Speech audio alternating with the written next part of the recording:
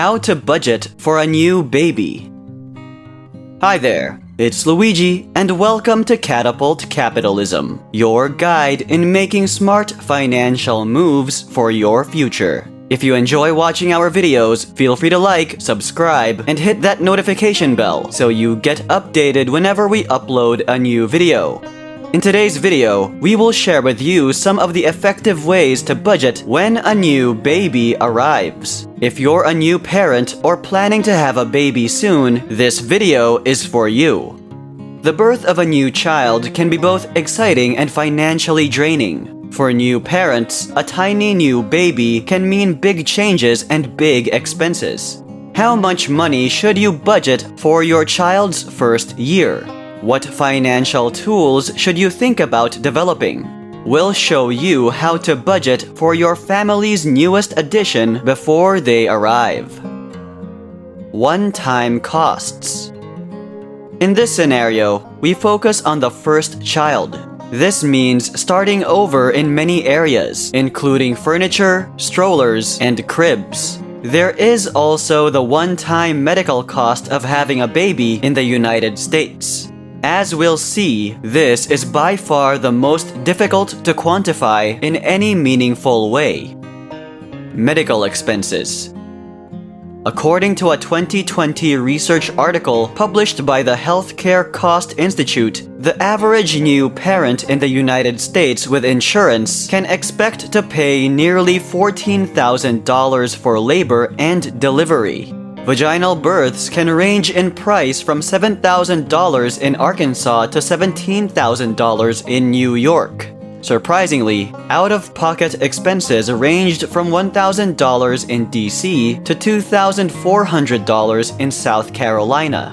It is critical to remember that the cost of routine birthing care varies greatly depending on your location and insurance coverage. Examine your policy to determine your out-of-pocket costs for prenatal care, hospitalization, tests, and postpartum care. Unfortunately, it's nearly impossible to make an accurate prediction about how much you'll pay without reviewing your health coverage. Baby supplies. One-time purchases for babies are as variable as the above-mentioned medical costs, but for different reasons. Depending on the parent's desires, this category can grow exponentially. As an example, travel needs. To get out and about, you'll most likely need a stroller, an infant car seat, a baby carrier, and a diaper bag. If you expect to be out and about a lot, a portable playpen and/or bassinet may be a good investment. There is a wide range of prices, as with many of the items on this list. Purchasing an adapter, snuggle bags, and other options for some brands of strollers can cost up to $1,000, not including the cost of the stroller itself. On the other end of the spectrum, a seat and stroller combo can still be purchased new for under $150, and used and hand-me-down equipment can fill in for everything else. It is worth noting that purchasing a new infant car seat is, at the very least, worthwhile. There is no foolproof way to ensure that a used one hasn't been tainted by a previous accident or hard use. Home needs.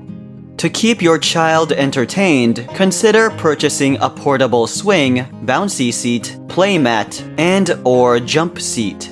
A crib and/or bassinet, crib mattress, basic bedding with blankets, changing table, small dresser, rocking chair, monitor, and diaper pail are all recommended. Once again, the cost is determined by personal preference. Unlike car seats, everything is intended for use at home, which means you can buy it used or obtain it through one of the many online share and swap groups. Nursing and feeding. Feeding costs for your new infant will, of course, vary depending on your specific situation. For months before a high chair and dishes are needed, a birthing parent who is able to stay at home and has no problems breastfeeding around the clock will incur very few costs. In that case, a breastfeeding pillow, burp cloths, or even a cape are more than adequate. If the parent intends to store breast milk for later use, items such as bottles, nipples, cleaning supplies, and a single or dual breast pump will be required, thus increasing your budget. Formula feeding will add significant costs to your first year of parenting if breastfeeding is not possible. In addition to these one-time expenses, you may lose income if you take unpaid leave. Your employer may grant you 12 work weeks of unpaid leave for the birth of your child under the Family Medical Leave Act, or FMLA. Again, nothing is set in stone because small businesses are not covered by the FMLA. So, check with your employer to see what kind of leave you might be eligible for. If you take unpaid leave, figure out how you will meet your regular expenses during that time. These expenses might include your mortgage, utilities, insurance, groceries, and so on. Ongoing expenses. When your baby is born, the regular costs of caring for your child begin.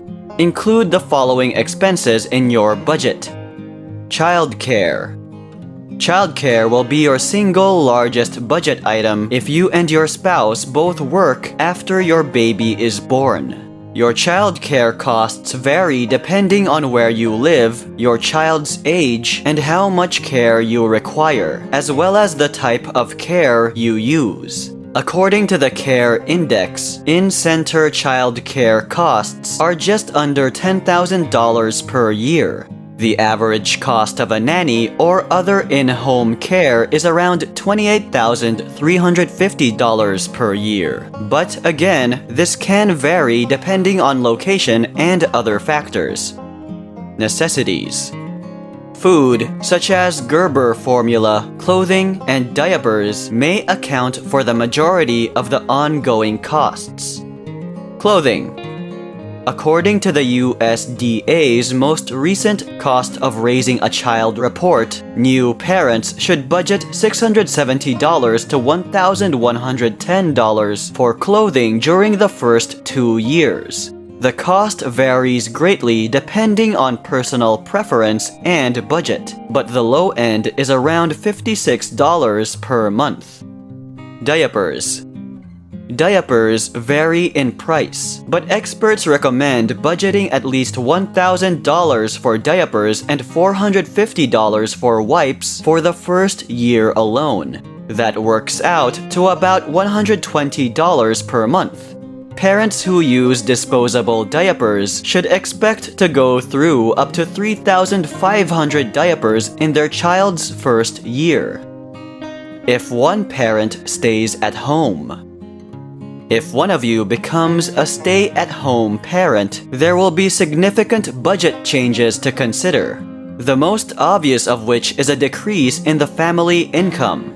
Regardless of the high cost of child care, the cost of one partner leaving a job to commit to full-time parenting can be much higher in terms of lost income, benefits, and investment.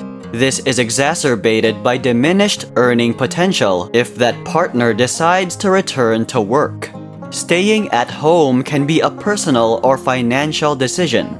At lower income levels, even government programs cannot cover the high costs in some areas. If it is for personal reasons, a couple can at least experiment with a one-income budget prior to the birth to get a feel for it while also building an emergency fund with the second income.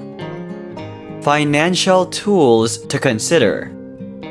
With the arrival of your child, you will want to create financial tools to help provide for your child's future.